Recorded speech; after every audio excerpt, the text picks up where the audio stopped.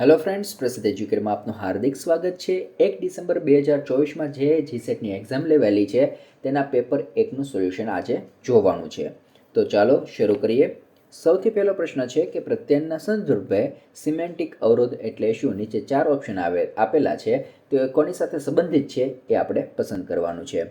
તો એક સજેશન આપવા માંગીશ કે માનો કે તમે જીસેટની એક્ઝામ આપો છો અને તમે ગુજરાતી માધ્યમને પ્રિફર કરતા હોય, તેની સાથે સાથે તમારે અંગ્રેજી પણ જોતું જ જોવાનું છે.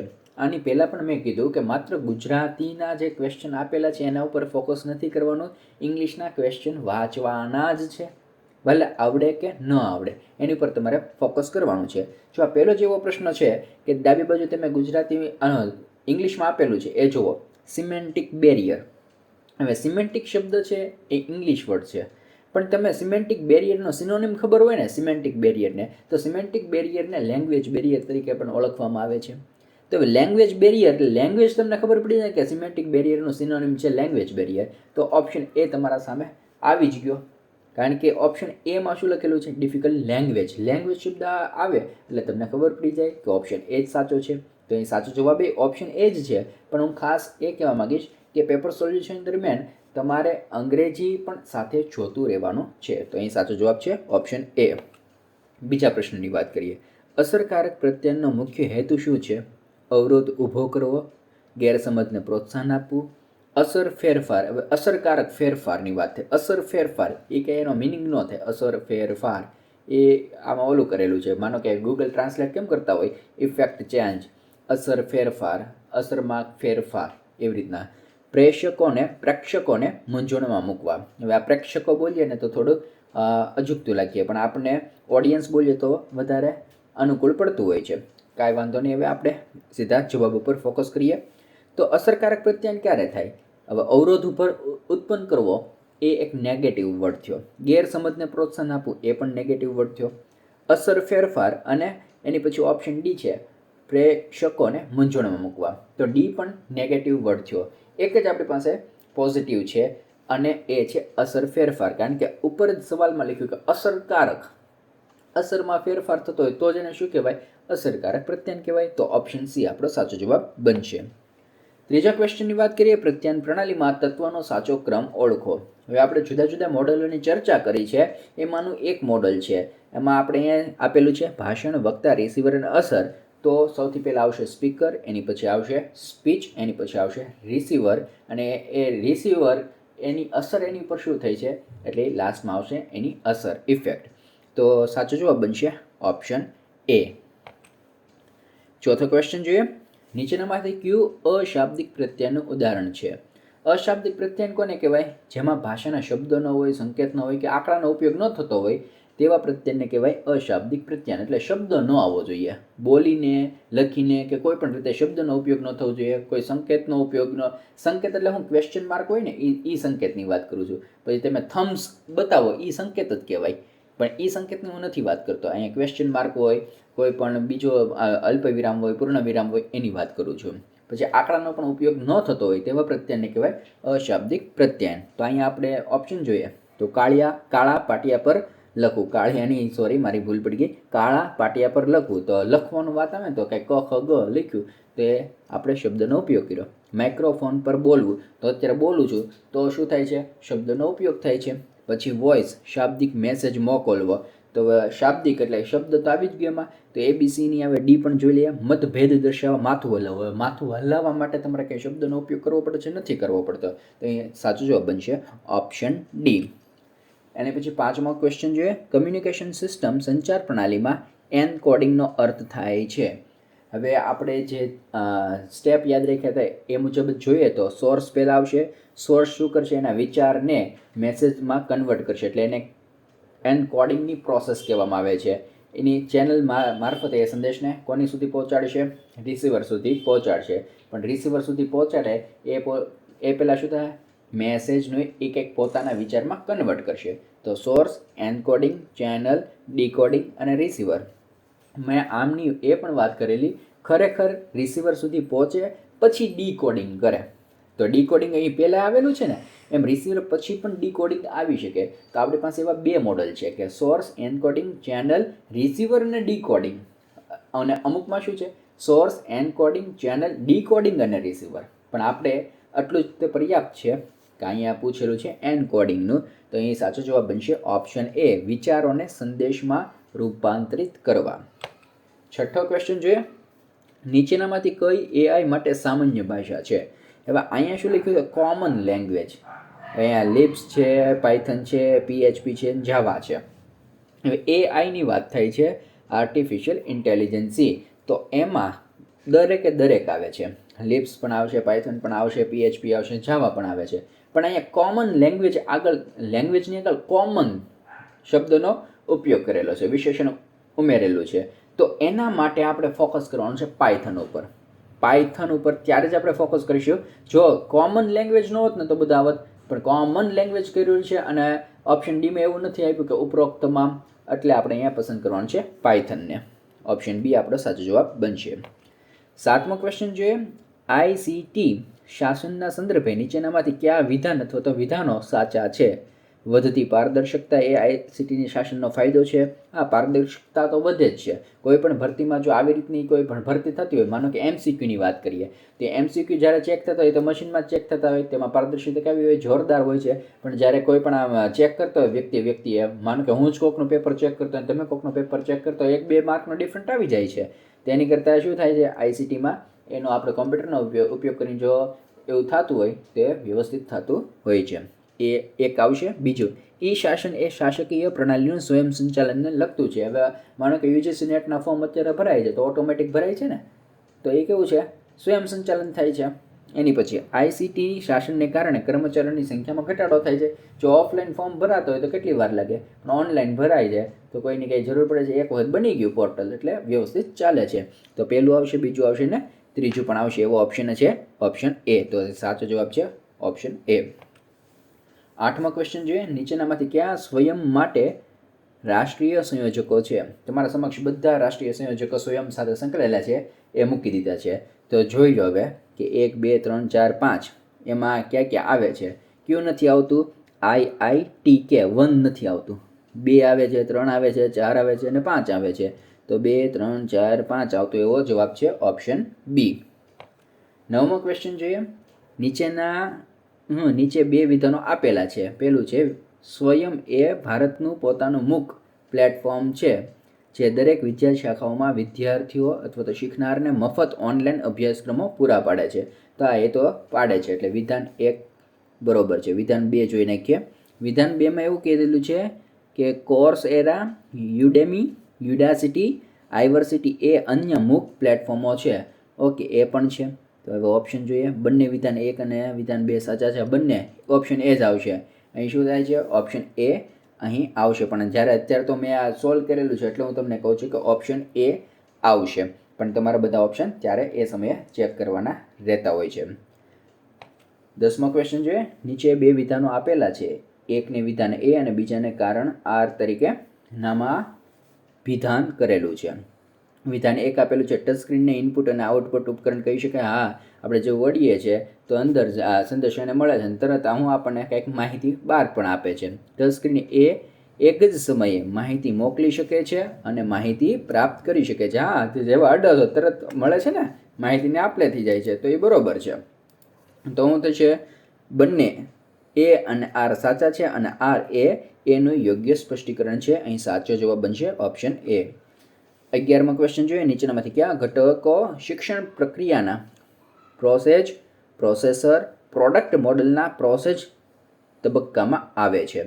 હવે આપણે સમજાવવાનું બાકી છે. આ ટોપિક આપણે લીધેલો નથી, પણ મોડલ તમારા સમક્ષ મૂકી દીધેલું છે અને એ અનુરૂપ અહીં સાચો જવાબ બનશે ઓપ્શન એ. અને આપણે હજી સમજવાનું બાકી છે. તો અહીં સાચો જવાબ બને છે ઓપ્શન એ. એમાં 1, 4 અને 6 આવશે. 12મા ક્વેશ્ચનની વાત કરીએ, શિક્ષણની ચર્ચા પદ્ધતિનો વિકાસ કરવાનો ફાયદો નથી. શેમાં ફાયદો નથી? હવે જ્યારે ચર્ચા પદ્ધતિ આવે ને, ચર્ચા ક્યારે થાય? તમે અને હું, આપણે બે કોઈ પણ એક ટોપિક ઉપર ચર્ચા કરીએ છીએ. એ ચર્ચા ક્યારે થાય? જ્યારે આપણને કંઈક અનુભવ થઈ ગયો હોય ને, એની ઉપર ચર્ચા થાય. હવે રાજકારણ ઉપર આપણે ચર્ચા કરવાની છે, તો રાજકારણ ઉપર આપણે ચર્ચા ક્યાં બેઝ ઉપર થશે? આપણા અનુભવના બેઝ ઉપર થશે. આપણે જે રીતના સમજેલું છે ને એના ઉપર થતી હોય છે. અહીં જોઈએ કે ઓપ્શન એ સમજણ અને અનુભવ, તો બંને અહીં એપ્લાય થયેલા છે. તો અહીંયા ફાયદો નથી એ જોવાનું છે. આમાં તો ફાયદાની વાત કોની સાથે સંકળાયેલી છે? સમજણ અને અનુભવ. પછી અનુભવનું પ્રતિબિંબિત સ્તર તે પણ આવશે. સક્રિય શિક્ષણ હશે તો જ આ બધું થતું હશે. અને ઓપ્શન ડી સંરચિત ક્રમમાં સામગ્રી પ્રવાહનું સંગઠન, એ નહીં આવે. એ ગોઠવણી ચર્ચા પદ્ધતિમાં ગોઠવણી ન હોય, કઈ વાત પછી કઈ વાત આવશે એવું કંઈ ફિક્સ હોતું નથી. તો અહીં ઓપ્શન ડી એ સાચો જવાબ બનશે.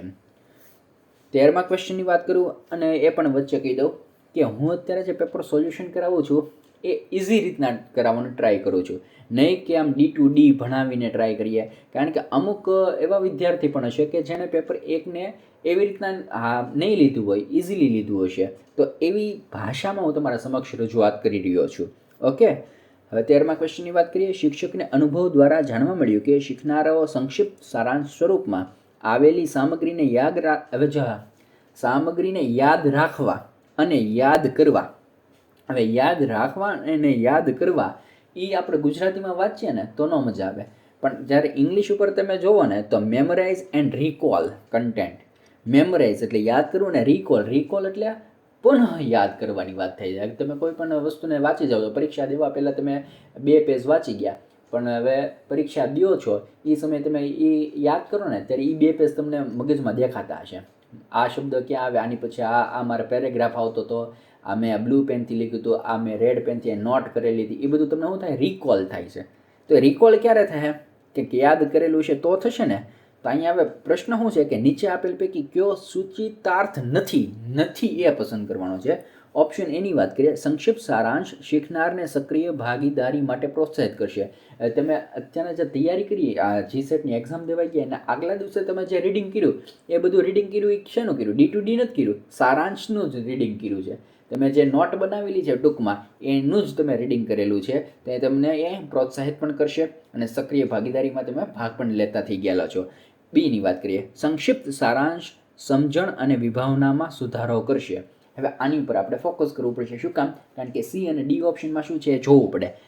સી ઓપ્શનની પહેલાં વાત કરી નાખીએ, પછી કેવો પોઝિટિવ છે એની કમ્પેરમાં કે નેગેટિવ એ જોવું પડે. તો સી ઓપ્શનની વાત કરીએ. સંક્ષિપ્ત સારાંશ સમજણને ધ્યાનમાં લીધા વગર યાદ રાખવા પર ધ્યાન કેન્દ્રિત કરશે. તો ટૂંકાણવાળું હોય, માનો કે તમે લાંબુ નથી વાંચ્યું, ટૂંકું જ છે, તો ટૂંકાણવાળું તમે શું કરશો? એને યાદ રાખવા ઉપર જ ધ્યાન કેન્દ્રિત કરશો ને. તો બીની કમ્પેરમાં સી થોડો પોઝિટિવ લાગે. ડીની વાત કરીએ. સંક્ષિપ્ત સારાંશ જ્ઞાનાત્મક શિક્ષણ માટે ચાવીરૂપ હોય છે.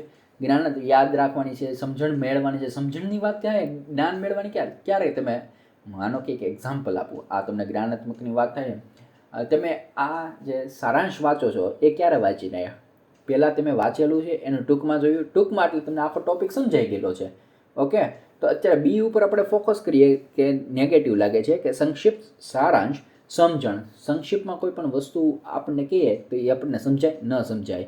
અને વિભાવનામાં સુધારો કરશે. એમાં વિભાવનામાં કંઈ સુધારો ન કરે. જો ખાસ ધ્યાન રાખજો, જે સમજેલા છો એ જ તમને દેખાશે, એમાં કંઈ સુધારો નહીં દેખાઈ જાય કે ટૂંકમાં વાંચો એટલે તમને કંઈક નવીની આવડી જાય. તો અહીં બી ઓપ્શન સાચો જવાબ બનશે.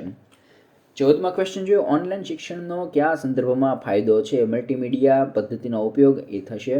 અધ્યાપનનું સારું માળખું એ પણ થશે. ધ્યેય આધારિત અધ્યાપન એ પણ થશે. ઉપરના બધા જ. તો ઓપ્શન ડી એ આપણો સાચો જવાબ બનશે.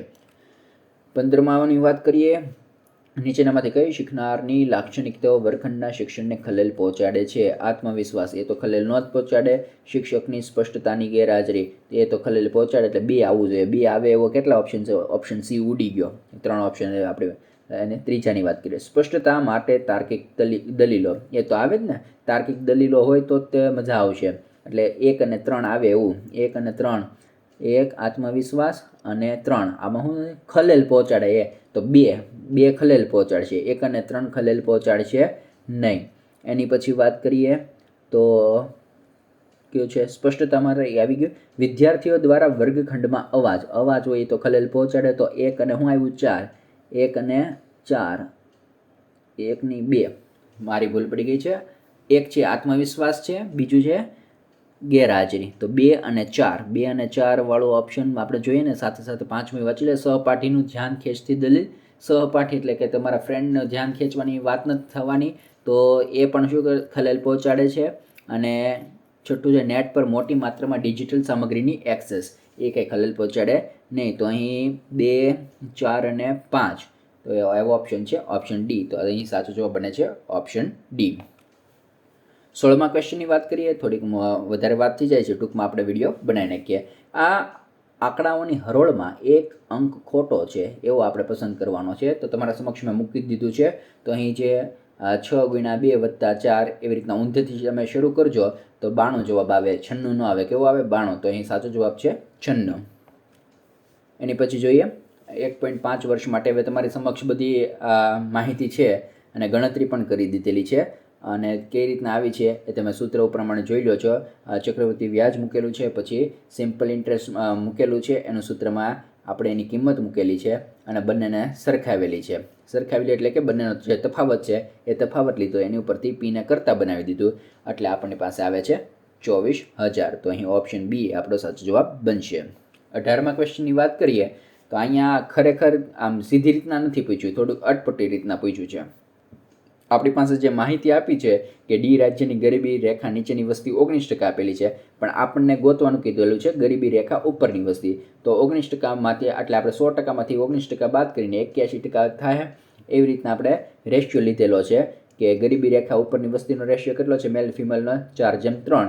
એ મુજબ આપણે કુલ વસ્તી ગણી અને એમાંથી પાછી આપણે સ્ત્રીઓની સંખ્યા ગણી તો 2.43 મિલિયન થાય છે, એટલે કે ઓપ્શન બી સાચો જવાબ બનશે. એની પછી વાત કરીએ 19મા ક્વેશ્ચનની. તો આપણે માત્ર ક્રિકેટ રમતા, ફૂટબોલ રમતા માત્ર અને ક્રિકેટ અને ફૂટબોલ રમતા એની ટકાવારી આપેલી છે અને કાંઈ ન રમતા એની ટકાવારી આપણને 5% હોય. તો 5% બરાબર 40 સભ્યો હોય તો 75% બરાબર કેટલા સભ્યો થાય? તો 600 સભ્યો થાય છે, એટલે આન્સર ડી આપણો સાચો જવાબ બનશે. 20મા ક્વેશ્ચનની વાત કરીએ તો અહીં કમ્પેરિઝન કરવાની છે અને સાથે સાથે કેટલા વધારે છે એ જોવાના છે. તો ઈમાં સોમવારે 184 છે અને સીમાં ગુરુવારે 120 છે. એટલે મશીનો એ ઉત્પાદિત ઓટો પાર્ટ્સની સંખ્યા દર્શાવે છે અને બંનેનો તફાવત કેટલો થાય? 64નો થાય. તો સી જે છે એ ઓછું છે અને એની કમ્પેરમાં ઈ કેટલું વધારે છે ટકામાં એ ગણવાનું. તો 120 100% ધારી લઈએ તો 64 વધારો છે તો 64 કેટલા ટકા થાય? તો 53.33% થાય. તો અહીં સાચો જવાબ બને છે ઓપ્શન બી. એની પછી 21મા ક્વેશ્ચનની વાત કરીએ તો ભારતમાં કઈ સંસ્થા દ્વારા મેડિકલ કોલેજમાં પ્રવેશ મેળવવા માટેની નીટ પરીક્ષા લેવામાં આવે છે? એ તો NTA છે, તો ઓપ્શન એ સાચો જવાબ બનશે. 22મા ક્વેશ્ચનની વાત કરીએ ICSSRનું પૂરું નામ. મેં તમને આખું લિસ્ટ આપેલું છે, એ તમારે આજ હોય કે કાલ હોય. હવે UGC નેટની પણ એક્ઝામ દેવા જાઓ તો એ તમારે લિસ્ટ કરી નાખવાનું છે કરી જ નાખવાનું છે. એની વગર છૂટકો છે જ નહીં, કારણ કે 2 માર્ક એમાંથી આવવાના છે એ બોર્ડરવાળા થઈ ગયા કે એમાંથી જ પૂછાય છે. અહીં સાચો જવાબ છે Indian Council of Social Science Research, option B સાચો જવાબ છે. 23મા ક્વેશ્ચનની વાત કરીએ NIRF ભારત સરકારના ભારત એકંદર રેન્કિંગ 2014 અનુસાર કઈ સંસ્થાને પ્રથમ ક્રમ આપવામાં આવ્યો? તો આ કરંટ અફેર્સનો સવાલ થઈ ગયો, કારણ કે એ બદલતું હોય છે. 2025માં પણ બદલી જશે અને આગળ પણ બદલી જશે. તો પ્રથમ ક્રમ આવ્યો છે બેંગ્લોરનો. એની પછી વાત કરીએ 24મા ક્વેશ્ચનની કે NIRFનું પૂરું નામ શું છે? તો એનું પૂરું નામ છે National Institutional Ranking Framework, option B સાચો જવાબ છે. 25મા ક્વેશ્ચનની વાત કરીએ NEP 2020ના અસરકારક અમલીકરણ માટે બહેતર શિક્ષણ અધ્યયન સંશોધન. હવે આખું તમે વાંચી લેજો. એ સાચો જવાબ આવે છે એને લગતો પંડિત મદન મોહન માલવીયા ટ્રેનિંગ સેન્ટર. 26મા ક્વેશ્ચનની વાત કરીએ નીચેનામાંથી કયું પાયાના સંશોધનનું લક્ષણ નથી? હવે અહીંયા તમે જોજો GSETમાં જે અઘરો ટોપિક હતો એને સહેલો બનાવી નાખેલો છે. રિસર્ચ એપ્ટિટ્યૂડમાંથી ખાસ એવા પ્રશ્નો નથી પૂછાણા, સાવ સહેલા જ પ્રશ્ન પૂછાણા છે. તો જેણે મહેનત કરેલી છે એને અહીં ફાયદો થવાનો છે અને જે સાયન્સના સ્ટુડન્ટ છે એને પણ ફાયદો થવાનો છે, કારણ કે મેથ્સના ક્વેશ્ચન પણ ઘણા બધા પૂછાઈ ગયેલા છે. તો અહીં શોધેલું જ્ઞાન પુનરાવર્તિત છે, જ્ઞાનના દાવાનું સામાન્યીકરણ, જ્ઞાન સર્જનની સંકલ્પના અને પ્રક્રિયા સાર્વજનિક સુલભ છે, સંશોધનનું જ્ઞાન માનવ કેન્દ્રિત છે. તો એ નથી. તો સંશોધનનું જ્ઞાન માત્ર માનવ કેન્દ્રિત છે એ ખોટો થાય છે, નેગેટિવ વર્ડ બને છે, આખું સેન્ટેન્સ જ નેગેટિવ બને છે. આન્સર ડી સાચો જવાબ બનશે. 27મા ક્વેશ્ચનની વાત કરીએ નીચેનામાંથી કયું શૈક્ષણિક સંશોધનમાં માત્રાત્મક ડેટા વિશ્લેષણ માટેનું સાધન નથી? તો જો MS વર્ડ, તો એમાં ટાઈપિંગ કરીને તમે લેખ પણ લખી શકો, માત્ર ખાલી એનાલિસિસ જ ન થાય. કેવા? માત્રાત્મક ડેટા વિશ્લેષણ. તો એ MS વર્ડમાં જ તે ઘણી બધી વસ્તુ તમે નિબંધ લખી શકો, કાંઈક અલગ કામ કરી શકો છો. એક્સેલની વાત કરો, MPSSની વાત કરો, મેથ લેબની વાત કરો, તો એમાં વિશ્લેષણની જ વાત થતી હોય છે. એમાં ડેટા આવતો હોય એનું વિશ્લેષણ કરી શકાય છે. પણ અહીં ઓપ્શન એ સાચો જવાબ બનશે. 28માં ક્વેશ્ચનની વાત કરીએ. એક સંશોધક કોલેજ કેમ્પસમાં વિદ્યાર્થીની સપોર્ટ સિસ્ટમ ડેવલપમેન્ટના સંગઠન માટે સંભવિત પરિબળના પરિણામોની શોધ કરવાનો ઈરાદો ધરાવે છે. અભ્યાસ માટે કઈ સંશોધન પદ્ધતિ સૌથી યોગ્ય હશે? તો અહીંયા સર્વેક્ષણ કરવાનું છે. ત્યાંનું આજુબાજુનું શું કરવાનું છે? સર્વેક્ષણ કરવાનું છે. તો ઐતિહાસિક તો આવશે નહીં, ફિલોસોફિકલ પણ આવશે નહીં, પ્રાયોગિક પણ નહીં આવે. તો અહીં સવાલ તમે જોવો એના ઉપરથી તમને એક આઈડિયા આવી જાય કે ઓલી બધી અલગ પદ્ધતિ પડે છે. સાચો જવાબ બનશે ઓપ્શન એ. 29માં ક્વેશ્ચનની વાત કરીએ તો સમધારણ સંભાવના વિસ્તરણમાં ±2 પ્રમાણ વિચલન ટુ સિગ્મામાં કેટલી ટકાવારી આવરી લેવામાં આવે છે? આ તો હવે સિમ્પલ ક્વેશ્ચન થઈ ગયો છે. તૈયારી કરે છે એના માટે તમારા સમક્ષ આકૃતિ મૂકેલી છે કે -3 થી 3 વચ્ચેનો જે ગાળો છે એમાં કેટલા ડેટા હોય? 99.60% ડેટા હોય છે. -2 થી 2 ની વાત કરીએ તો 95% ડેટા સમાયેલો હોય છે. -1 થી લઈને +1 ની વાત કરીએ તો 68% ડેટા હોય છે. તો અહીં સાચો જવાબ બનશે ઓપ્શન ડી, કારણ કે આપણને -2 થી +2 ની વાત કરેલી છે. એની પછી વાત કરીએ નીચેનામાંથી કોને નોન પ્રોબેબિલિટીસ્ટ સેમ્પલિંગ કહેવામાં આવે છે? તો અહીં તમારે સમક્ષ એક જ છે, એ છે ક્વાટા સેમ્પલિંગ. ઓપ્શન એ સાચો જવાબ બનશે. 31માં ક્વેશ્ચનની વાત કરીએ તો તમારા સમક્ષ જે ક્વેશ્ચન છે એમાં મેં ડેટા ફિલઅપ કરીને ગણતરી કરેલી છે. તો એ સાચો જવાબ બનશે ઓપ્શન ડી. 32માં ક્વેશ્ચનની વાત કરીએ તો તમે ક્વેશ્ચન વાંચી લેજો, ગણતરી બાજુમાં મૂકેલી છે. એ મુજબ તમારો જવાબ બનશે 1080. ઓપ્શન એ સાચો જવાબ બને છે. 33માં ક્વેશ્ચનની વાત કરીએ તો ABBA એવી રીતના તે આખી પેટર્ન બને છે.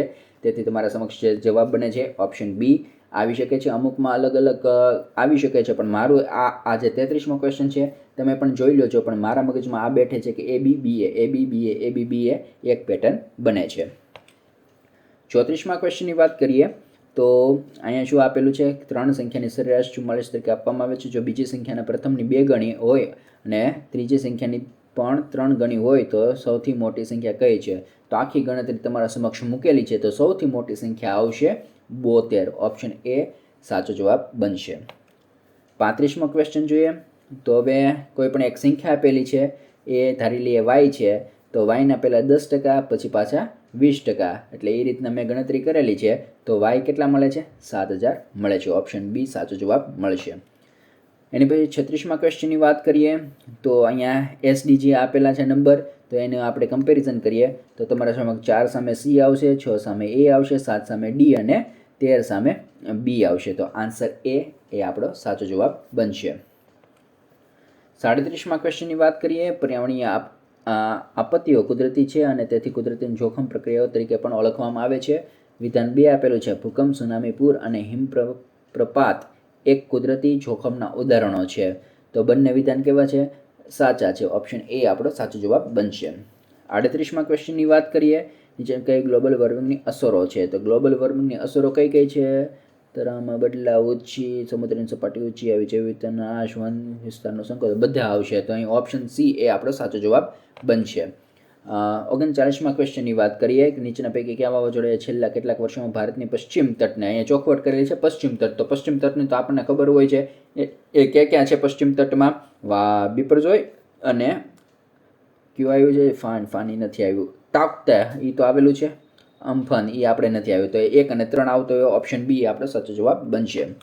40મા ક્વેશ્ચનની વાત કરીએ. નીચે આપેલા પૈકી જમીન પ્રદૂષક છે. હવે હું અહીંયા મારા પ્રમાણે કહું તો તમને જીસેટ પણ એવા જ ઓપ્શન આપશે કે બી પણ સાચો હોઈ શકે અને ડી પણ સાચો હોઈ શકે, કારણ કે જંતુનાશકોની વાત કરીએ, કિરણોત્સર્ગી કચરાની વાત કરીએ, નિગમનો કચરોની ખાણ, કામનો કચરો, ઇલેક્ટ્રોનિક કચરો, એ બધા પણ આવી શકે છે.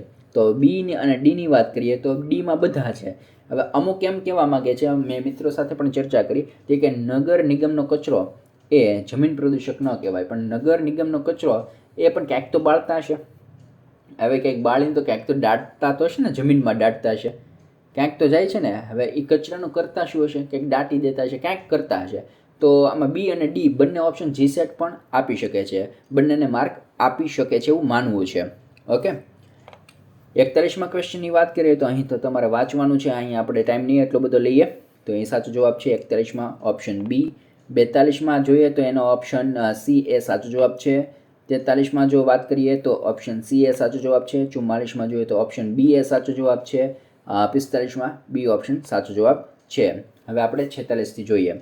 46માં આપણે આખું તમે પહેલે એક પછી એક લખતા જશો તો અહીં સાચો જવાબ બને છે દક્ષિણ પૂર્વ, જે ઓપ્શન બીમાં આપેલું છે. ઓપ્શન બી આપણો સાચો જવાબ બનશે. 47ની વાત કરીએ તો પ્રમાણે જો આ મેં તમને કીધું હતું કે આ થિયોરિટિકલ પોર્શન છે, આને કરીને જ જાજો, એટલે આમાં કંઈ બહુ વધારે યાદ રાખવાનું હોતું નથી. એક જ વિડીયોમાં તમને બધું આઈડિયા આવી જાય છે. તો એકની સામે આવશે બી, બીજાની સામે આવશે એ, ત્રીજાની સામે ડી અને ચોથાની સામે સી, એટલે આન્સર બી આપણો સાચો જવાબ બનશે. 48માં ક્વેશ્ચનની વાત કરીએ તો તમારા સમક્ષ આખી ગણતરી મૂકેલી છે કે કઈ રીતના શું આવશે. તો શાળા એમાં વિદ્યાર્થીઓની સંખ્યા કેટલી આવે? 36x × 5, મેં છેદ ઉડાડી દીધેલા છે. શાળા બીમાં વિદ્યાર્થીઓની સંખ્યા 46x × 5, એમાં પણ છેદ ઉડાડી દીધા છે.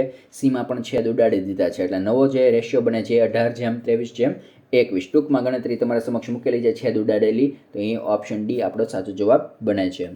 49માં વાત કરીએ તો બધાના આપણે છે સ્ક્વેર આપેલા છે, તો 91 થાય છે અને સરેરાશ 1 2 3 4 5 6 થાય છે, તો આ 15.17 એપ્રોક્સિમેટલી આવે છે, એટલે કે ઓપ્શન બી આપણો સાચો જવાબ બને છે. અને છેલ્લો જે 50 છે એમાં એક આપણે ફોર્મ્યુલા વાપરવાનું હતું. એ ફોર્મ્યુલા અમુકને આવડેલું છે ને અમુકને નથી આવડેલું, અને અમુક તો ગોટે ચડી ગયેલા હતા, પણ આ ફોર્મ્યુલા તમારે વાપરવું પડશે ને ઇઝીલી તમારી પાસે જવાબ આવી જાય છે. તો એ છે 58.8%, એટલે કે ઓપ્શન સી આપણો સાચો જવાબ બનશે. Okay friends, thank you. મારી રીતે આ જે જવાબ આવતા હતા એ મેં ટ્રાય કરેલી છે, અને કોઈ પણ હજી કંઈ ફેરફાર લાગતો હોય તો કોમેન્ટ બોક્સમાં અવશ્ય કહેજો કે આ જે જવાબ તમારો ખોટો છે અથવા તો આમ ન આવી શકે, એ પણ તમે કહેજો, જેથી કરીને બીજાનું પણ ધ્યાન દોરાય. Thank you.